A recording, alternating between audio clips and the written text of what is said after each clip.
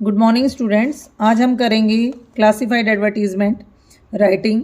जो writing section में आपके आता है, आपके पास क्वेश्चन नंबर 2 होता है ये राइटिंग सेक्शन में, और इसमें आपके पास 3 ऑप्शन होते हैं। एक नोटिस राइटिंग होता है, एडवर्टीजमेंट होता है और पोस्टर मेकिंग होते हैं। आपको उनमें से कोई भी 2 करने होते हैं। ये आपके 3 नंबर का आता है।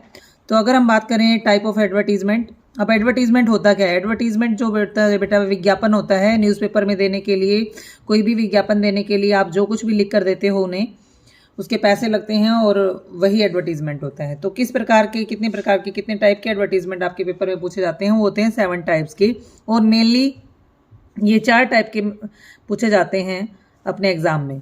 Situation vacant, situation wanted. Situation vacant क्या होगा? मान लीजिए आपकी कोई संस्था है, आपके पास कोई स्कूल है, कंपनी है, उसमें किसी की जॉब वैकेंसी खाली है, आपको किसी पोस्ट में रिसेप्शनिस्ट चाहिए या फिर कोई टीचर चाहिए या क्लर्क चाहिए, जो भी चाहिए आपको, उसकी सिचुएशन वो होता है सिचुएशन वेकेंट।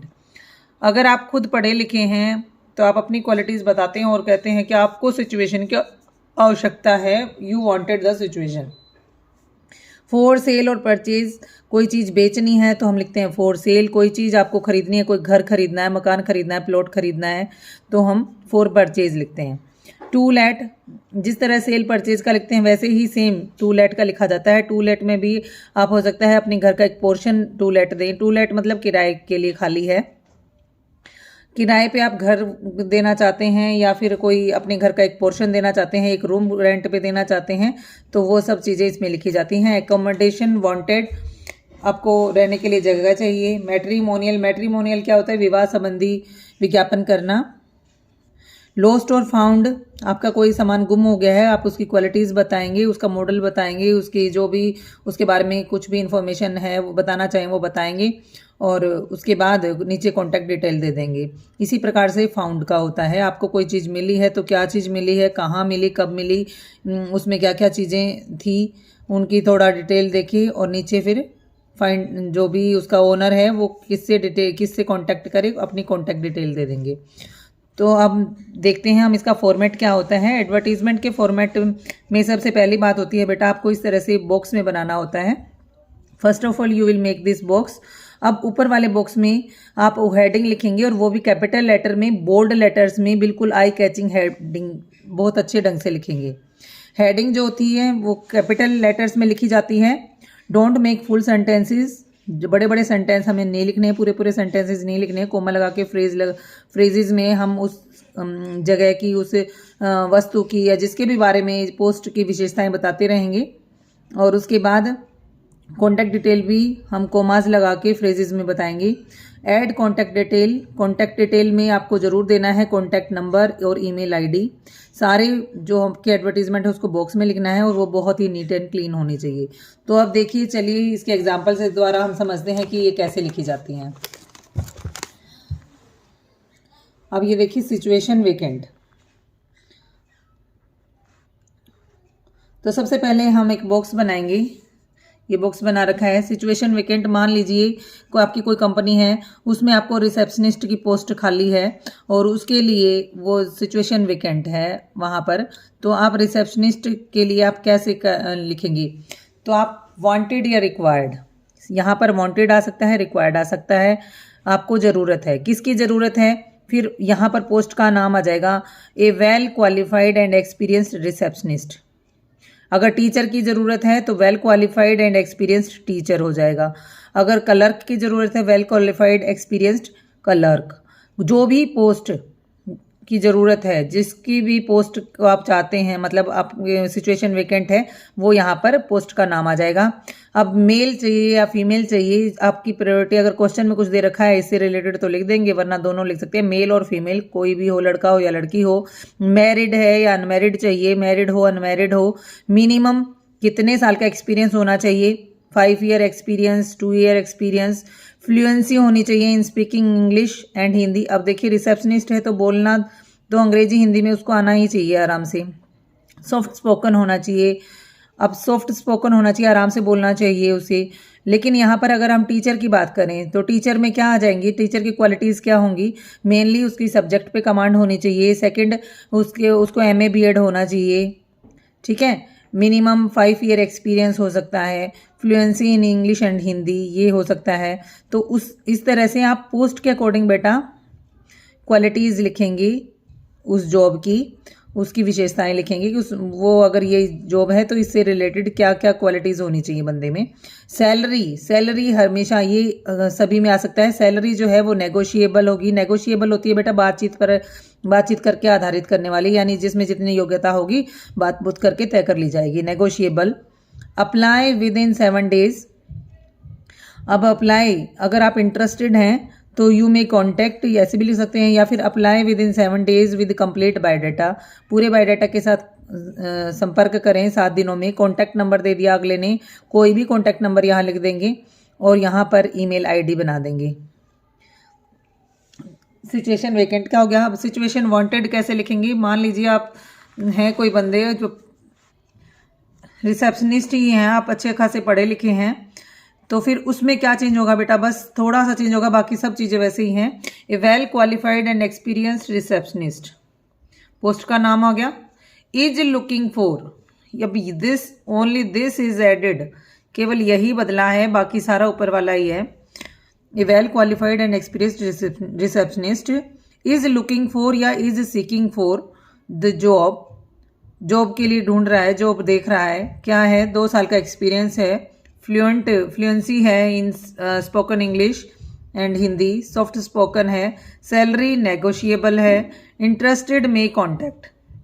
अब यहाँ तो अप्लाई कर रहे थे हम, यहाँ पर कह रहे हैं कि अगर कोई बंदा इंटरेस्टेड है उसे रखने में एज ए रिसेप्शनिस्ट, उसे अपने फर्म में, अपने स्कूल में या फिर जहाँ भी उसकी कंपनी हमारा रखना चाहता है, तो इंटरेस्टेड में कॉन्टैक्ट, इंटरेस्टेड जो है वो कॉन्टैक्ट कर सकते हैं।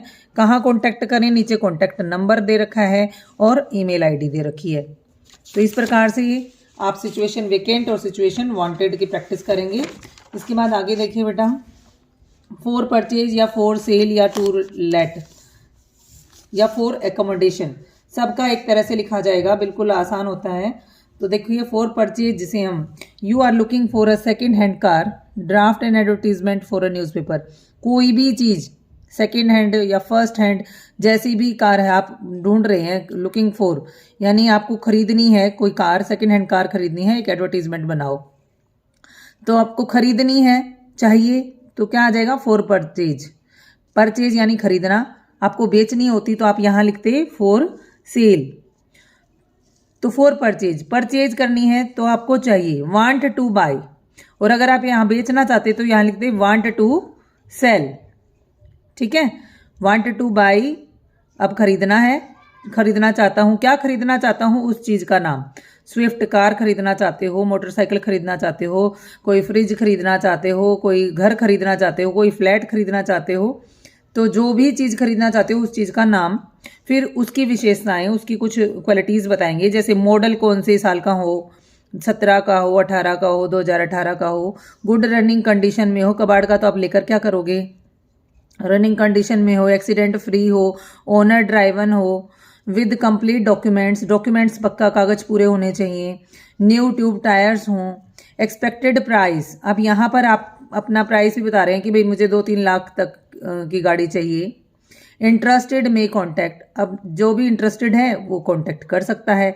नीचे आपने अपना एड्रेस दे दिया, नाम बता दिया, मकान नंबर बता दिया, जगह का नाम बता दिया, शहर का नाम बता दिया, रिंग एट फोन नंबर बता दिया, और ये आपकी ईमेल आईडी बता दी। ठीक है, सेल होता तो भी ऐसे ही होता, for sale, want to sell, मैं बेचना चाहता हूँ, क्या बेचना चाहता हूँ, यही सब बातें उसमें लिख दी जाएंगी, कुछ नहीं बदलेगा। और इंटरेस्टेड में कॉन्टैक्ट, इसमें सेम रह जाएगा, बस सिर्फ यहाँ पर सेल हो तो यहाँ पर सेल हो जाएगा, और अगर बाई है, खरीदना है, तो to buy, want to buy या want to sell. I hope आपको समझ में आ गया होगा बेटा, वांट टू बाई और वांट टू सेल। अब देखिए आगे देखिए, फ्लैट और प्लॉट के बारे में कैसे लिखेंगे हम। ये तो हो गया किसी भी कार वगैरह बेचने खरीदने के बारे में।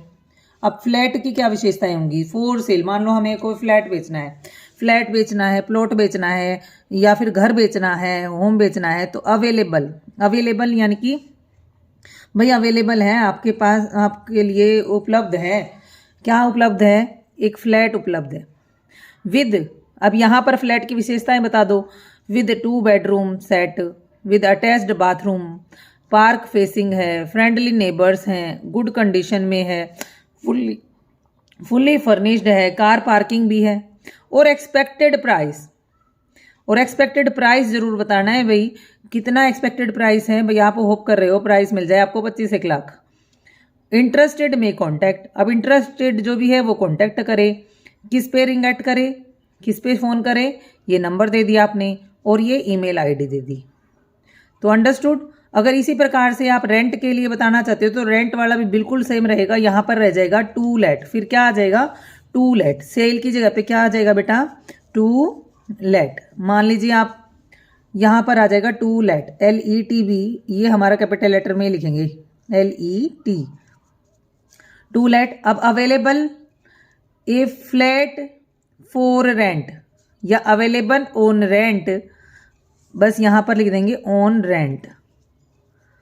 भाई रेंट के लिए अवेलेबल है एक फ्लैट 2 बेडरूम सेट के साथ, अटैच्ड बाथरूम है, पार्क फेसिंग है, फ्रेंडली नेबर्स है, गुड कंडीशन में है, फुल्ली फर्निश्ड है, कार पार्किंग है। अब एक्सपेक्टेड प्राइस की जगह पे बेटा यहाँ पर लिख दोगे एक्सपेक्टेड रेंट। क्या लिख दोगे एक्सपेक्टेड रेंट। अब 25 लाख का रेंट थोड़ी लेगा, 5,000, 10,000, 15,000 जो भी लेना चाहो आप वो लिख देंगे। 15,000 रुपीज़ लिख दिया। इंटरेस्टेड में कॉन्टैक्ट, अब जो भी बंदा इंटरेस्टेड है वो आपसे कॉन्टैक्ट कर लेगा। किस नंबर पे करेगा, आपने नंबर दे दिया, अपनी ईमेल आईडी दे दी। तो आई होप आपको समझ में आ गया होगा बेटा। क्या कुछ नहीं होता एडवर्टीजमेंट में, ऊपर टॉपिक लिख देना है, फिर उसके बाद जो भी वस्तु के बारे में बता रहे हो उसके बारे में वो वस्तु का नाम और उसकी डिटेल लिख देनी है। फिर इंटरेस्टेड में कॉन्टैक्ट और कॉन्टैक्ट डिटेल दे देनी है, सारे को बॉक्स में बंद कर देना है। तो thank you, have a nice day. I hope आपको समझ में आ गया होगा।